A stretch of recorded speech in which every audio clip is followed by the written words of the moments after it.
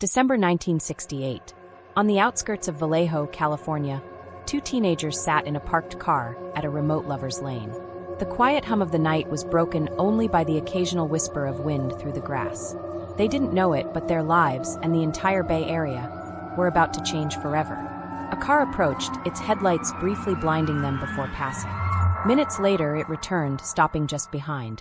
A figure stepped out, approached, and without warning, gunfire tore through the silence.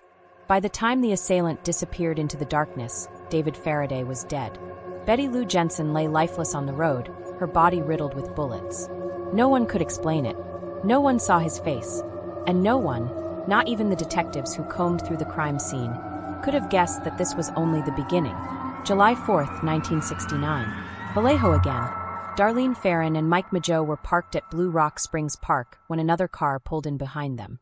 The driver sat silently for a moment, then left, only to return minutes later. This time, the stranger stepped out, flashlight in hand, and aimed a gun directly at them. Bullets ripped through the car. Mike survived barely, but Darlene was gone. Just minutes after the shooting, a call came in to Vallejo police. A man's voice calmly claimed responsibility for both this attack and the murders the previous December. His tone was steady, almost conversational. He gave details only the killer could know. And with that call, a new name would soon emerge, one that would terrorize Northern California for years: the Zodiac. August 1969. Three separate Bay Area newspapers, the San Francisco Chronicle, the San Francisco Examiner, and the Vallejo Times-Herald, received near-identical letters. Each began the same way: "This is the Zodiac speaking." Inside was a cipher, a series of strange symbols the writer claimed would reveal his identity if solved. The threat was explicit: publish these letters on the front page, or more would die. Within days, the ciphers were decoded by a local schoolteacher and his wife. The message? A chilling admission. "I like killing people because it is so much fun. Man is the most dangerous animal of all." But the cipher ended abruptly, without a name. September 27, 1969. Lake Berryessa. Bryan Hartnell and Cecilia Shepard were enjoying a peaceful afternoon by the water when a man approached wearing a hooded costume, a white crosshair emblem sewn onto the chest. He carried a gun and pre-cut lengths of rope. He told them he was an escaped convict who needed money and a car. Then, with calm precision, he bound them both and stabbed them repeatedly. Before leaving, he scrawled a message on Bryan's car door: the dates of previous murders, the location, and his crosshair symbol. Cecilia didn't survive. Bryan, barely clinging to life, lived to tell the tale, and to give police the first detailed description of the killer's strange attire. October 11, 1969. San Francisco. Cab driver Paul Stine picked up a fare in the theater district. His final destination should have been near the Presidio Heights neighborhood. Instead, witnesses watched as the passenger leaned forward and shot him point-blank in the head. The killer calmly wiped the cab's interior and tore away a piece of Stine's shirt. Then he walked away, vanishing into the night as police closed in. In the chaos, a critical mistake was made. Officers were told to look for a black male suspect. The real killer, a white man, slipped past them just blocks from the crime scene. Days later, the Chronicle received a letter from the Zodiac. Inside was the missing piece of Stine's shirt. The message was clear. He was taunting them, playing with their failures. Late 1969 into 1970. The killer's focus began to shift. He sent more letters, longer, more boastful, and increasingly bizarre. On November 9, 1969, he mailed a 7-page manifesto outlining his thoughts on killing, torture, and the afterlife. It included sketches of a death machine, a homemade bomb, and threats to blow up a school bus. In December, the fear became so widespread that police escorts began trailing school buses across the Bay Area. Parents waited nervously at stops. Teachers scanned the streets. The bombs never came, but the threat alone was enough. Early 1970. April 20th brought another chilling letter. In it, the Zodiac claimed 10 victims to date and included a detailed bomb diagram, complete with a timer and remote detonation trigger. For the first time, police considered that he might have genuine technical skills. June 26th followed with something stranger still: a map of Mt. Diablo with a crosshair symbol drawn on it. He claimed that a certain radian measurement from the peak would reveal a future bomb location. Mathematicians, codebreakers, and amateur sleuths tried to solve it. None could. No bomb was ever found. And perhaps that was the point. The killer's weapon wasn't just the knife or the gun, it was fear. March 22, 1970. A young mother named Kathleen Johns was driving late at night near Modesto with her infant daughter. A man in another car flagged her down, saying her wheel was loose. He offered to fix it, but instead loosened the lug nuts until the wheel came off entirely. Stranded, she accepted his offer of a ride. What followed was a 2-hour nightmare. The driver ignored turnoffs, spoke in cryptic sentences, and drove erratically. When he stopped briefly, Kathleen escaped with her baby into a field and hid until help arrived. Later, she picked the Zodiac sketch out of a police lineup. 1 month afterward, the killer claimed responsibility in a letter. Whether it was truly him or another predator exploiting the fear, the public couldn't be sure. But the story only deepened the legend. By late 1970, the Zodiac's tone shifted again. A Halloween card arrived for Chronicle reporter Paul Avery, the words "Peekaboo, you are doomed" scrawled inside. Around the same time, he sent the now infamous 340-character cipher, a code that wouldn't be cracked until half a century later. Detectives, journalists, and amateur codebreakers were all still playing his game, one where the rules changed whenever he wished. As 1971 approached, his letters slowed, but the tension never left. Rumors spread of connections to older murders, even to cases hundreds of miles away. Some feared he had stopped only because he had found a new hunting ground. Others believed, perhaps more chillingly, that he was still there, watching quietly, satisfied that his name alone was enough to keep the Bay Area looking over its shoulder. The morning after Kathleen Johns escaped, law enforcement in Central California was a flurry of activity. Officers re-interviewed witnesses. Patrol logs were checked. Phone records were requested. Every detail Kathleen remembered, the sound of the engine, the cadence of the man's voice, a joke he had told, was catalogued. Every fragment of memory was treated like gold.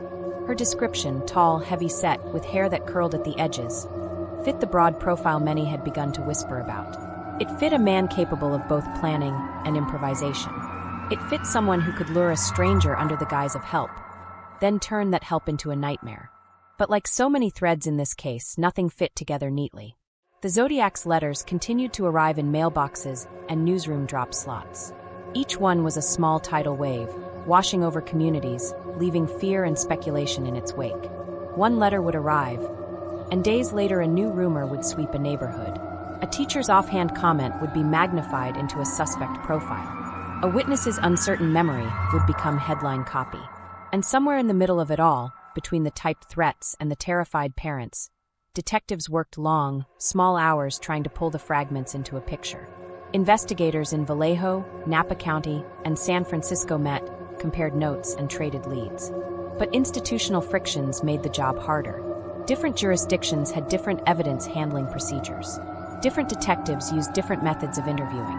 Information sometimes sat in one office while prompts in another went cold.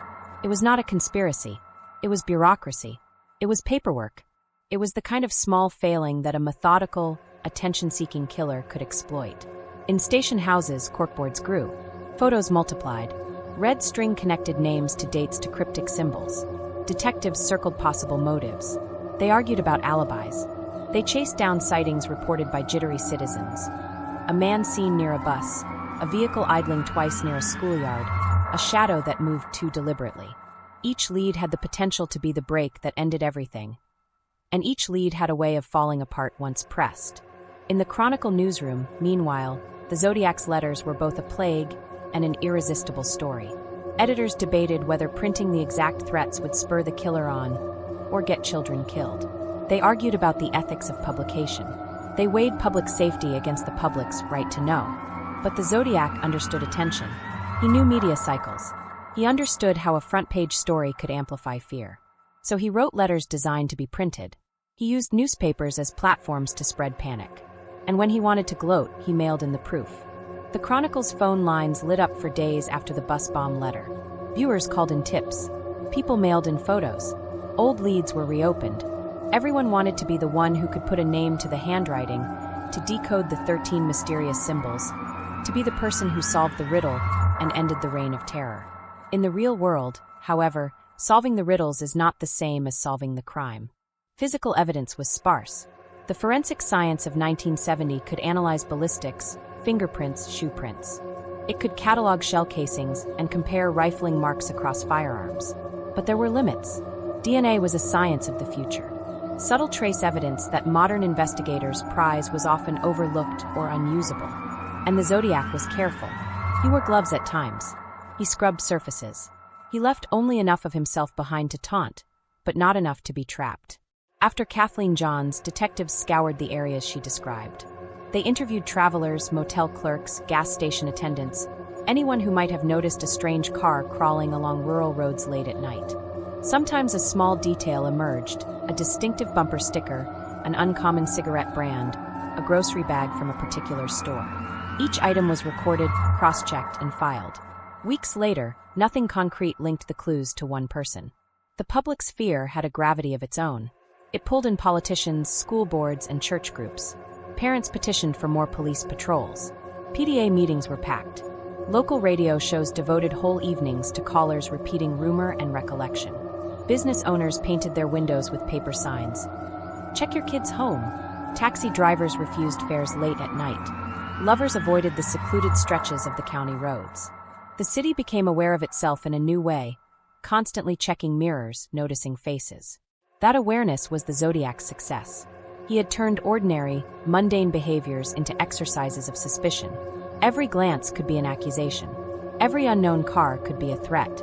And because the killer had made fear into a game, the city played along. Investigators tried different tactics to counteract that fear. They staged patrols in plain clothes. They escorted school buses at sunrise. They distributed leaflets showing the composite sketches. They hoped visibility would be a deterrent. At the same time, crime analysts worked on profiling. Psychologists wrote reports on what kind of man would crave both violence and publicity. They examined the grammar and odd misspellings in the letters. They considered the selection of victims: couples in cars, a lone taxi driver, a pair at a picnic. There was a mix of impulsive brutality and studied theatricality. To a profiler, the Zodiac presented a complex pattern. He showed knowledge of firearms and basic mechanics. He demonstrated an interest in codes and puzzles. He reveled in public performance. He stalked public spaces but left his mark as if to say, "I can do this anywhere." Experts debated whether the killer was a loner or someone who blended into crowds by day and hunted by night. They argued about age ranges and career types, someone with access to flexible hours, possibly with military training, or someone with a work schedule that allowed movement at odd times. Every profile was an attempt to shrink the impossibly wide net of suspects. Back in the field, detectives pursued leads that seemed promising. One tip placed a man, a drifter known to frequent the Lake Berryessa area, at the site around the time of the attack. Another called in a sighting of a vehicle model consistent with eyewitness descriptions. Neighborhood watches produced sketch matches, and acquaintances of certain persons came forward with vague, unsettling statements. But with each interview, how memories grew fuzzy, how faces shifted, how the certainty of a witness eroded under questioning. Human memory is mercurial. Witness statements that initially sound decisive can, under the stress of interviews and cross-examination, change shape. And in a case where the smallest detail can become the next headline, memory is both a tool and a trap. The Zodiac's letters continued to use similar language, similar rhetorical devices. He loved repetition. He repeated the crosshair symbol. He repeated boasts of numbers killed. He repeated the phrase, "I like killing people because it is so much fun." He used humor in the most chilling ways, a pun here, a mocking line there, then folded it into a threat. Sometimes he slipped something new into the mix. An aside about how excited he felt before an attack, a claim that a particular detective was close, a name or a location that seemed to exist only to divert attention. These were deliberate choices. He was shaping the narrative around him. In late spring, another letter arrived, thin, hurried, almost conversational. It claimed that the Zodiac had more victims than anyone suspected, that he'd been active earlier, somewhere else, that investigators were looking in the wrong places. Each sentence was a stone tossed into the water. Ripples spread outward and could not be recalled. Detectives pushed back. They published composite sketches. They appealed for tips. They reimbursed travel for witnesses in some towns so they could come forward. They set up hotlines. They interviewed prisoners who might have crossed paths with suspects. They compared handwriting samples from hundreds of men. Every day had the same rhythm: call, follow-up, dead end. Then another letter. For families of victims, the letters were an extra wound. Darlene Farron's parents, David Faraday's relatives, the Stine family, they watched as their loved ones were discussed again and again in the public square. Some received sympathy calls. Others received death threats from copycats. Mothers guarded their children more fiercely. Fathers drilled into neighbors' details of suspicious cars. And the Zodiac, the author of all this, seemed to enjoy the attention as much as the act. By mid-1970, fatigue set in. The public that had once devoured every cipher with feverish hope began to feel resignation. The papers still printed the letters. Reporters still showed up at precincts. But there was a change in tone in the newsroom. More caution, more analysis, less breathless speculation. The police, for their part, adjusted tactics. They began quietly focusing on men with prior records of violence, dismissing leads that relied primarily on the letter's authenticity. They also began to look more at local movements, who could travel the routes he was suspected to use, who had periods of time where they were unaccounted for, who had access to cars that matched eyewitness descriptions. And yet, even with new focus, the Zodiac remained stubbornly elusive. One of the most frustrating aspects of the investigation was the sheer number of hoaxes that followed each letter. Some were crude and obvious. Others were meticulous, written by people who wanted to be part of the story. Sorting the genuine from the fake consumed hours that could have been spent following up on real leads. Those hoaxers had their own motivations: desire for notoriety, mental illness, or a cruel wish to see the city in chaos. The Zodiac had created a vacuum of attention that others rushed to fill. Every false lead was a setback. Every wasted hour was a chance lost. Still, there were moments of hope. A fingerprint turned up on an envelope that matched a fingerprint taken from a petty thief's file. A handwriting analyst found features in the letters that matched samples taken from a suspect's past notes. A mechanic remembered a man who had asked about wiring and battery configurations for no clear reason. Each promising thread set detectives on a chase. Some leads produced tangible results: suspects detained, alibis checked, interviews recorded. But inevitably, the link that would bind suspect to crime never materialized, or it dissolved under cross-examination. And then summer arrived. The school year ended. The buses stopped their daily ritual. The city, which had been walking in taut tension, seemed to breathe a small, tired sigh. The Zodiac's letters continued, but less frequently. His threats now felt more like a string of echoes than an immediate drumbeat. People still noticed strangers, still locked their car doors an extra time at night, still checked the back seat before getting in. But the sense of daily panic that had gripped neighborhoods in the spring seemed to wane. Was the killer lying low? Or had he moved on? No one could say. In the months that followed, detectives continued their work, sorting, rechecking, and re-interviewing. New technologies on the horizon would one day reopen evidence and breathe new life into the case. New generations would rediscover the letters and the ciphers. But in 1970, investigators had to do their best with what they had: stubborn logic, careful interviews, and long nights at the station. For Kathleen Johns, the trauma lingered. She moved when she could. She answered questions for years. She learned to sleep with a light on. For the families of the slain, the wounds were even harder to close. And for the Zodiac, the letters arrived and left like footprints on the sand, visible for a moment, then washed away. But the impression they left on the city, on the people who read them, lived with them, and feared them, would not fade. By the summer of 1970, the Zodiac investigation had grown into a sprawling labyrinth of names, places, and half-formed theories. Detectives in Vallejo, Napa, and San Francisco each had their own short list. But those short lists rarely matched. What looked promising in one county seemed shaky in another. Evidence was thin enough that suspicion often rested on a man's personality, odd behavior, or the way he answered a question in an interview. The man with the watch. One name that passed quietly between detectives was tied to a peculiar detail. A watch, a bulky military-style model with a small crosshair symbol on its face. A witness had mentioned it during an unrelated conversation. A mechanic had said the man often wore it while tinkering with his car. And the symbol was too close to the Zodiac's signature for some investigators to ignore. The man in question lived alone. He had a habit of driving the back roads late at night, claiming he preferred empty streets and quiet air. He fit the broad build from several descriptions, though his height was debated. He had no strong alibi for the night Kathleen Johns was abducted. When officers interviewed him, he was calm, even helpful. He admitted reading about the Zodiac case in the papers, and he smiled when asked if he was interested in codes. "Who isn't?" he said. But handwriting comparison didn't match, and his fingerprints, taken voluntarily, didn't align with the partials recovered from the Zodiac's envelopes. The man was released. The watch was logged in the detective's notes as interesting, inconclusive. The letter writer. Another suspect surfaced when a local man's roommate found a stack of bizarre, threatening letters in a shared desk drawer. The roommate turned them over to police, convinced his friend was either unwell or hiding something darker.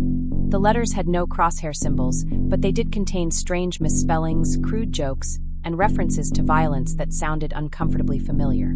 A few lines echoed phrases from the Zodiac's earlier messages. Detectives brought the man in. He was awkward, evasive.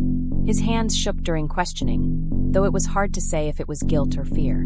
When asked directly if he was the Zodiac, he laughed. "That guy's a genius," he said. "I'm not that smart." Forensic examination of his letters showed no exact handwriting match. The ink and paper were common, bought in dozens of stores. He was ultimately dismissed as a disturbed individual, not the killer. The silent one. Perhaps the most frustrating suspect of all was a man who simply refused to speak. Brought in after an anonymous tip claimed he'd been seen parked near a Vallejo school bus route in late 1969, he would answer no questions.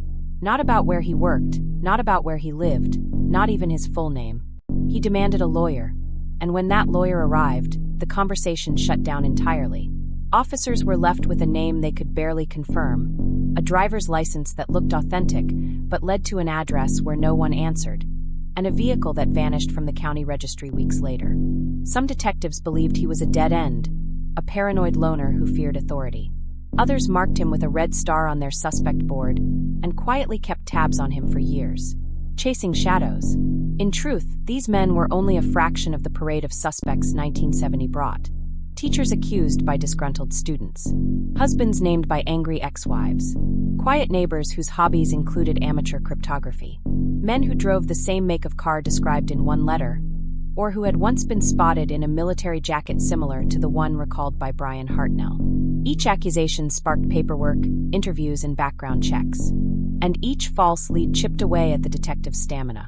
Forensics, the limits of the day. What investigators lacked in modern tools, they tried to make up for in persistence. Fingerprints were still a core method, but without today's digital databases, matching them was painstaking. Prints were compared manually, often under magnifying glass, against known cards filed in cabinets that stretched the length of a room.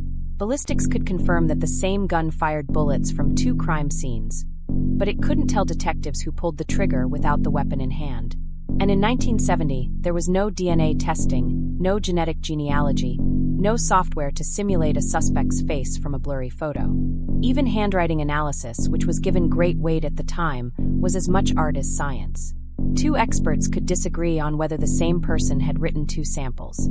The Zodiac knew these limits, or at least behaved as if he did. He left just enough evidence to make the chase intoxicating, but not enough to end it. The media's reluctant partnership. By mid-1970, the relationship between police and the press had grown strained. Reporters wanted quotes, details, and photos. Detectives wanted silence until leads could be verified. Both sides suspected the other of harming the investigation. The press by publishing too much, the police by withholding too much. And then there was the public's appetite. Even when the Chronicle tried to reduce coverage, letters to the editor poured in demanding updates. Other papers, sensing opportunity, filled the gap. Radio talk shows dedicated hours to amateur sleuths calling in with theories, some wildly creative, others frighteningly plausible. Every broadcast, every printed word, was a double-edged sword. It could generate the tip that cracked the case, or give the Zodiac exactly the attention he craved.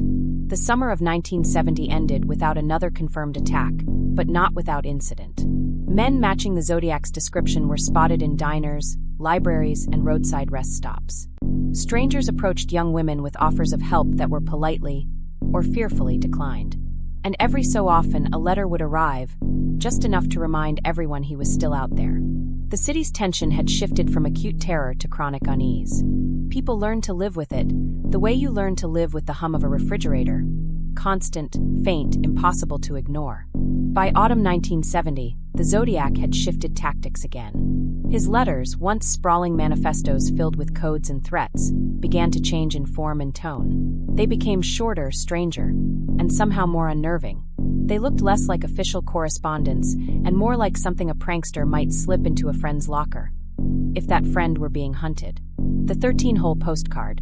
On October 5, 1970, the San Francisco Chronicle received a small, cheap postcard. The front featured a color photograph of a beach scene, sunny, almost idyllic, but it was marred by 13 perfectly punched holes in a pattern that seemed deliberate. The back bore a short, taunting message. The pace isn't any slower. In fact, it's just one big 13th. No cipher, no crosshair symbol, just a cryptic sentence and the unsettling implication that the number 13, a recurring Zodiac motif, still meant something. Investigators puzzled over the holes. Were they part of a code, a reference to the 13-character cipher the killer had sent months earlier? Or were they simply there to frustrate anyone looking for meaning? Handwriting experts confirmed the style matched earlier Zodiac correspondence. If it was a hoax, it was a skilled one. The Halloween card. Later that same month, on October 27th, the Chronicle received another piece of mail. This one even more disturbing. It was a store-bought Halloween greeting card, the kind a child might give a classmate. On the front, a cartoon skeleton waved cheerfully. On the inside, the printed words, "Peekaboo, you are doomed." But it wasn't the commercial printing that caught attention. It was the Zodiac's editions. He had written "From your secret pal" and scrawled strange eyes above the skeleton. At the bottom, the number 14 appeared, possibly a body count. The crosshair symbol was there, too, almost like a signature flourish. Detectives debated what it meant. Was he signaling that he'd claimed more victims? Was 14 literal, symbolic, or meaningless misdirection? The card's childish imagery only amplified its menace, as though the killer took pleasure in mocking the fear he caused. The unending mind games. By now, investigators understood that every piece of Zodiac correspondence served multiple purposes. They were part confession, part taunt, part theater. The killer fed on the uncertainty as much as the acts themselves. The bus bomb threat had never been conclusively proven to be real, yet officers still inspected the undercarriages of school buses daily. The man had turned psychological warfare into a form of entertainment. Every postcard or letter triggered a flurry of activity. Forensic analysis, handwriting comparison, public appeals for information, and each one raised the same chilling question. If he was still writing, would he kill again? Internal fractures. Within the police departments, morale was wearing thin. The Zodiac case was like a black hole. It pulled resources in but gave nothing back. Fresh cases piled up, yet detectives remained tethered to old leads. Arguments broke out over jurisdiction, the handling of evidence, even whether all the letters truly came from the same man. Some believed the killer had already moved on, perhaps even left the state. Others warned that underestimating him could mean more bodies. There were whispers, never fully confirmed, that some agencies had quietly deprioritized Zodiac in favor of solvable crimes. The public's changing fear. In the streets, the hysteria of 1969 had given way to something different. People were no longer panicking at every loud noise or shadowy figure. Instead, a low-grade paranoia settled in. Men hesitated before offering rides to strangers. Parents clutched their children's hands tighter when walking downtown. Young couples, once the most frequent Zodiac targets, learned to read the room before parking in lovers' lanes. And the postcards didn't help. They were proof that the Zodiac, or at least someone claiming to be him, was still out there, still watching, still thinking of new ways to make his presence felt. The slow burn to Kathleen Johns. The communications in late 1970 seemed to serve as a bridge, a reminder that the game wasn't over. And then, in the early months of 1971, came a case that would baffle investigators for decades. The alleged abduction of a young woman named Kathleen Johns, who claimed she'd spent hours in a car with the Zodiac himself. But that was still to come. For now, the postcards, with their cheerful imagery and hidden menace, were enough to keep an entire region looking over its shoulder. The killer had learned something crucial. He didn't need to strike often to keep his legend alive. All he needed was paper, ink, and a well-timed delivery. By the fall of 1970, the Zodiac's public presence had grown quieter, but far from gone. The Bay Area still whispered his name, and newspapers still left space for his next move. Then, on October 27th, a new envelope arrived at the San Francisco Chronicle. Inside was a greeting card decorated with skeletons and a crude drawing of a pumpkin. Across the front, scrawled in a taunting hand, were the words, "From your secret pal." The back carried a chilling message. "Peekaboo, you are doomed." In the letter's text, the killer hinted at a body count of 13, daring police to catch up. The recipient? Chronicle reporter Paul Avery, the man who had become the Zodiac's most persistent media shadow. For Avery, it wasn't just another scoop. It was personal now. Within hours, Avery's colleagues produced a mock Zodiac Halloween wanted poster, with Avery's face in the crosshairs, and plastered it around the newsroom in grim humor. But beneath the jokes was a very real sense of dread. Meanwhile, detectives sifted through the card for clues. No fingerprints, no traceable marks, just more questions. As winter deepened, the Zodiac's correspondence trickled in sporadically, a postcard here, a note there, each mixing dark humor with veiled threats. He referenced his previous crimes, hinted at new ones, and mocked the police's inability to stop him. Yet the actual violence seemed to have paused. In March 1971, another shock, the Pines card, postmarked from near Lake Tahoe. This cryptic message contained a newspaper clipping about the disappearance of Donna Lass, a nurse who had vanished months earlier after her shift at a casino in Stateline, Nevada. A crosshair symbol marked a location in the Sierra Nevada, with the words, "Sought Victim 12. Was Zodiac expanding his hunting ground, or merely claiming another crime to bolster his myth? Investigators in Nevada and California compared notes, but no solid evidence emerged. Donna Lass remained missing, and the card only deepened the mystery. The once relentless killer had shifted into an unpredictable rhythm, silent for weeks, then striking with a letter or a threat, never enough for police to get close. By late 1971, the Zodiac's shadow still loomed over California, but his trail was beginning to blur. By 1972, the Zodiac's communication pattern had become erratic. Months could pass without a word, lulling the public into a fragile sense of relief.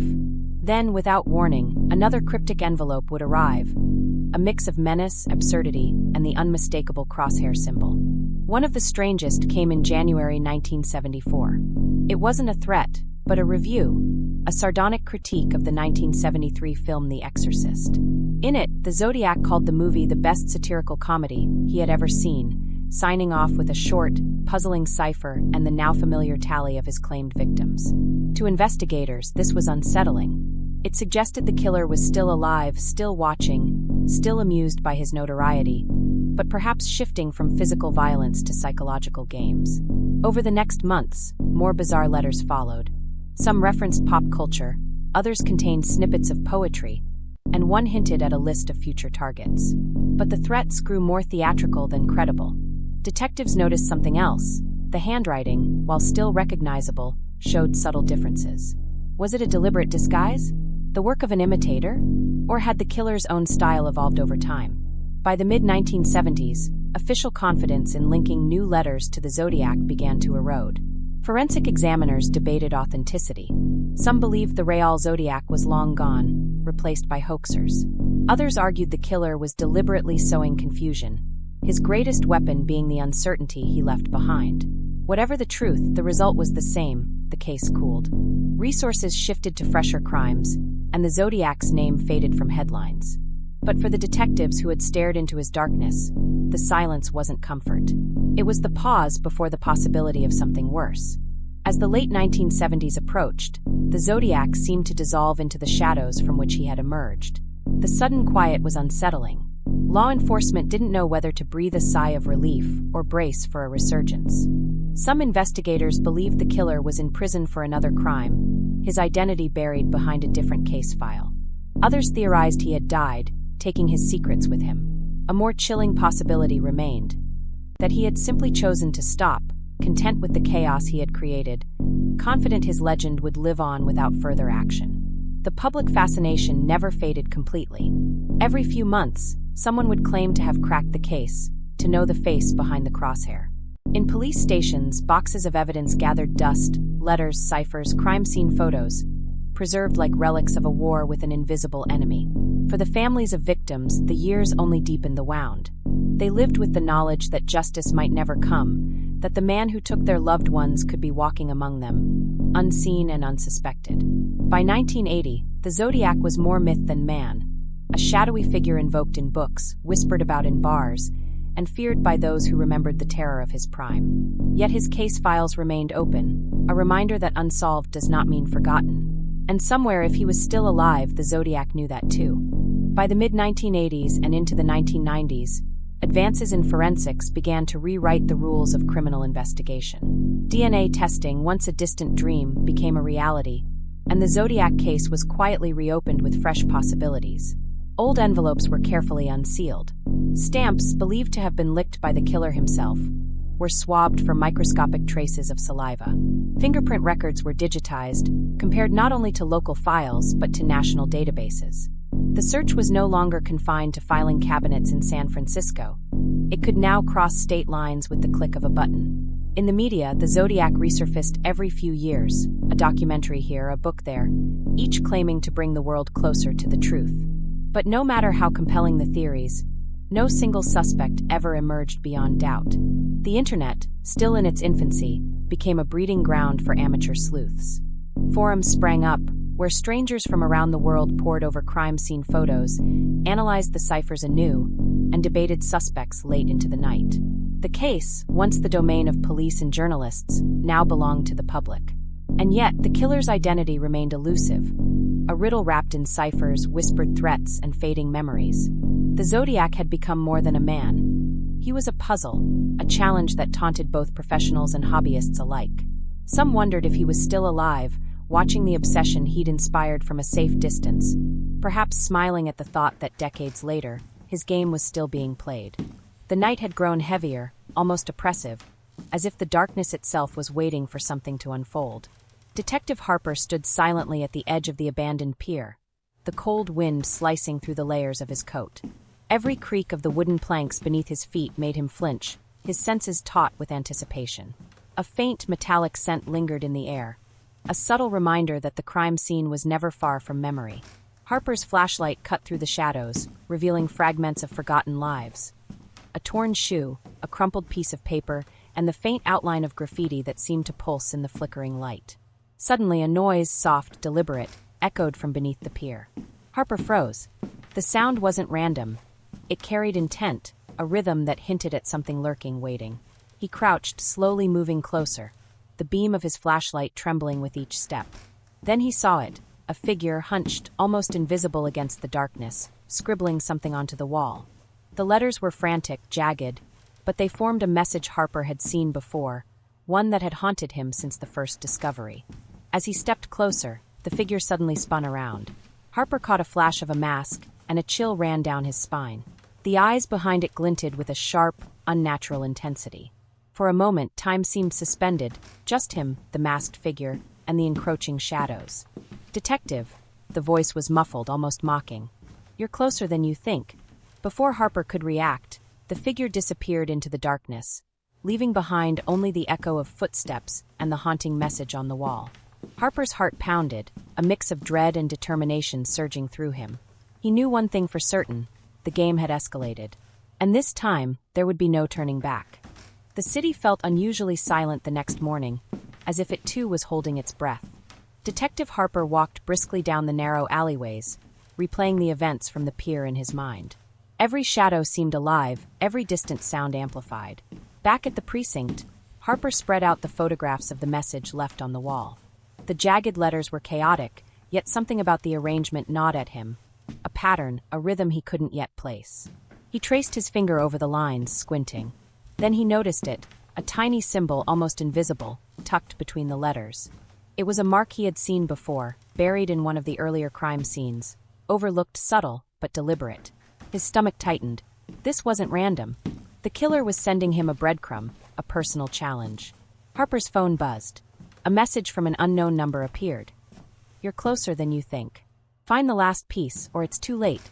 He felt a chill as he read it, realizing the game was no longer about random killings. It was about him. The killer wasn't just leaving a trail. They were orchestrating a hunt, a sinister puzzle with stakes Harper couldn't yet measure. He looked at the city through the rain-streaked window. Somewhere out there, the masked figure watched, waited, and laughed silently at the hunt he had just begun. And Harper knew that finding the next piece of the puzzle would require following the trail into places he had sworn never to go again. The city's streets felt different under the cloak of night. Harper moved cautiously, every footstep measured, every glance over his shoulder heavy with suspicion. The message from the unknown number had set his mind racing. Find the last piece, or it's too late. He returned to the pier, the first crime scene still fresh in his memory. The faint metallic smell lingered, stronger now, as if the place itself remembered the violence that had occurred. Harper's flashlight cut across the shadows, revealing subtle markings on the wood, nearly invisible.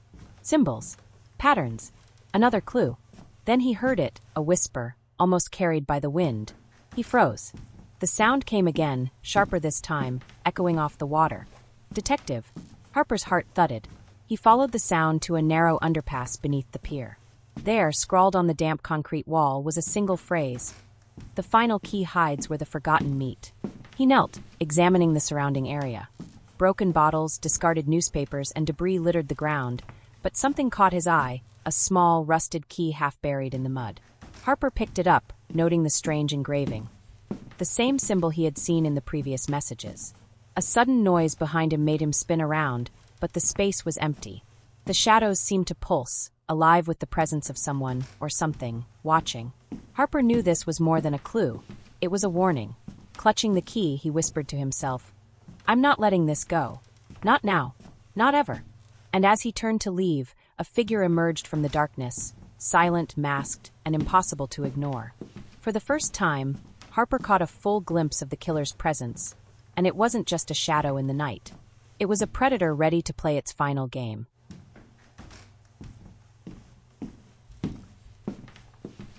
Harper's pulse raced as he faced the masked figure. The pier seemed to shrink around them, shadows pressing in like a living thing. Every instinct screamed at him to run, but he knew this was exactly what the killer wanted, a reaction, a weakness to exploit. The figure tilted its head, silent but deliberate, and pointed toward the key clutched in Harper's hand. Then, almost mockingly, it disappeared into the darkness, leaving Harper with nothing but the echo of its presence and a sense of impending danger. He followed the direction it had gone, moving cautiously through the twisting underpasses beneath the pier. The faint sound of water dripping and distant city noise was all that accompanied him, until he saw it. An old, abandoned warehouse, its windows shattered, doors hanging loosely on their hinges. The engraving on the key seemed to pulse with urgency as he stepped closer. Harper's mind raced. The message said, "Where the forgotten meet." This has to be it. Inside, the darkness was suffocating. Harper's flashlight beam cut across piles of debris and forgotten furniture. Every step echoed, and every shadow seemed to twist and writhe, playing tricks on his mind. Then, in the far corner, a single chair faced away from him, a faint glint catching the light. Harper approached slowly. His hand trembled as he reached out and touched the chair, then froze. Scrawled across the back was a message. "You found the key, but the door is only the beginning." Before he could process the words, the door behind him slammed shut. Harper spun around, heart hammering, and the shadows shifted. The masked figure emerged again, closer this time, stepping deliberately, as if guiding him into a trap. Harper realized the truth. This wasn't just a game of clues anymore. This was a hunt, and he was the prey. The warehouse was silent, but the air itself seemed to hum with anticipation. Harper's eyes darted across the room, searching for any sign of movement. The key felt heavier in his hand, almost as if it carried the weight of the killer's challenge. He moved cautiously toward a stack of crates, the flashlight beam cutting jagged patterns across the floor. Then he noticed something, a faint trail of footprints in the dust, leading toward a narrow doorway at the back of the building. Harper followed, every nerve on edge. The doorway opened into a small, dimly lit room. Against the far wall was a table, scattered with photographs and papers, some marked with symbols Harper had seen before. He stepped closer, his heart pounding, and recognized the faces in the photos, victims, witnesses, even himself in some old surveillance images. A chill ran down his spine as he realized the killer had been watching him for months. Every move, every investigation meticulously documented. The predator wasn't just clever, it was personal. Suddenly, the masked figure appeared in the doorway, blocking his exit. This time, there was no escape. Harper raised the key, feeling a strange resolve wash over him. "You've been watching me," Harper said, his voice steady despite the adrenaline. "Why? What do you want?" The figure tilted its head, almost contemplative, then stepped closer. On the table, one photograph caught Harper's attention, a recent one of someone he knew, tied to the last crime scene. The killer wanted him to see it. A cold realization hit him. The game wasn't just about fear or chaos. It was about manipulation. And if Harper didn't follow the trail exactly as the killer intended, more lives would be at stake. The figure took a step back and vanished again, leaving Harper alone with the photographs, the key, and a sense of urgency he had never felt before. He knew the next move had to be precise. One misstep, and the killer would be 2 steps ahead, maybe forever. Harper left the warehouse with the photographs clutched tightly in his hand, the city's streets feeling darker than ever. Every shadow seemed to watch him, every distant noise a possible threat. He knew the killer's game had just entered its final phase. Back at his apartment, Harper spread the photographs across the table, examining every detail. Patterns began to emerge, dates, locations, and subtle symbols that tied each victim to a central figure. One image stood out, a man in the background of an old crime scene, partially hidden, yet unmistakably familiar. Harper's mind raced. He knew that face. A sudden knock at the door made him jump. He grabbed his flashlight, shining it through the peephole. No one was there, only a small envelope slid under the door. Harper tore it open. Inside was a single piece of paper with a cryptic message. "Meet me where it all began, or lose everything." The handwriting was jagged, urgent, eerily similar to the messages left at the crime scenes. Harper's pulse quickened. The pier, the place where this nightmare had started, was the meeting point. He grabbed the key, now feeling almost like a lifeline, and pocketed it. As he stepped out into the night, he knew one thing. The next encounter would determine everything. This wasn't just about catching a killer anymore. It was about survival. And somewhere in the darkness, the masked figure was waiting, orchestrating the final move. The pier was shrouded in fog, each wooden plank slick beneath Harper's boots. The city's distant lights barely pierced the thick haze, and the air smelled of salt and decay. Every instinct told him to be careful, every shadow a possible threat. Harper gripped the key tightly, its weight grounding him. He moved slowly, scanning the fog for any sign of the masked figure. Then he heard it, a faint, deliberate whistle, echoing across the water. The sound was chillingly familiar, a signal he had been conditioned to fear. Ahead, a faint glow appeared. Harper approached cautiously. The masked figure stood there, perfectly still, watching. Around them, the pier seemed to shrink, the fog thickening like a living wall. "You followed the trail well, Detective," the figure said, voice cold and taunting. "But the last piece is not what you think." Harper's mind raced. The key, the photographs, the symbols. Everything pointed to one final truth, one hidden connection he had almost missed. Suddenly, the figure lunged, not with a weapon, but with speed and precision. Harper dodged, heart hammering, and realized this was a test. The killer wanted to see if he could think, react, survive. The fight was a blur of movement and tension. Harper's flashlight slipped, briefly illuminating the figure's face beneath the mask. A flicker of recognition, a familiar scar, a haunting gaze. His blood ran cold. The figure paused, just long enough for Harper to catch his breath. "It ends tonight," Harper said, voice steady. "And I'm not letting you win." The fog swirled around them as Harper advanced, the final confrontation imminent. This was the moment that would decide everything, the truth, the hunt, the lives at stake. The fog around the pier seemed thicker than ever, pressing in from all sides. Harper's flashlight cut a narrow path, illuminating the damp wood and the faint outlines of debris. He knew the masked figure was near, watching, calculating, enjoying the hunt. Harper gripped the rusted key, his mind racing as he pieced together the evidence from the photographs, symbols, and messages. Suddenly, the figure stepped from the shadows, no hesitation this time. The mask caught the light, revealing just enough to trigger recognition. The scarred eyes beneath the mask sent a jolt through Harper. It was someone he had known, someone he had trusted. A former investigator whose obsession with control had turned deadly. Every crime, every clue, every life lost had been orchestrated to prove one thing: that only the cleverest mind could survive the game. "You followed the trail," the killer said, voice shaking with a mixture of pride and rage. "But you shouldn't have found me." Harper stepped forward, key in hand, heart pounding but calm. "It ends tonight. No more games. No more victims." A tense standoff unfolded, shadows twisting around them. Then Harper used the key, not as a weapon but as leverage. It unlocked a small, hidden compartment on the pier, revealing a recording device that had documented the killer's confessions. Evidence enough to end the nightmare. The killer's expression faltered. Police sirens echoed in the distance, growing louder. Cornered, the figure lunged one last time, but Harper was ready. The confrontation ended quickly, decisively. As the masked figure was led away, Harper exhaled, the fog seeming to lift slightly. The city felt quieter now, safer, though scars remained, both visible and unseen. Harper knew the hunt had changed him, but he had survived. He turned back to the pier, gazing at the dark water reflecting the city lights. The game was over, but the memories would linger. A reminder that evil often hides in the shadows, waiting, always watching. Harper walked away, resolute, knowing he had faced the darkness and emerged on the other side. As the fog swallowed the pier and the city lights flickered in the distance, Detective Harper walked away, but the shadows whispered that the story was far from over. Somewhere, lurking beyond the reach of the light, a new mystery was waiting, one that would challenge everything Harper thought he knew. If you're just joining us, don't miss a single twist. Go back and start from episode 1 to follow every clue, every shadow, every chilling revelation. And if you've been with us all along, listen again. Some secrets reveal themselves only when you pay attention to the smallest details.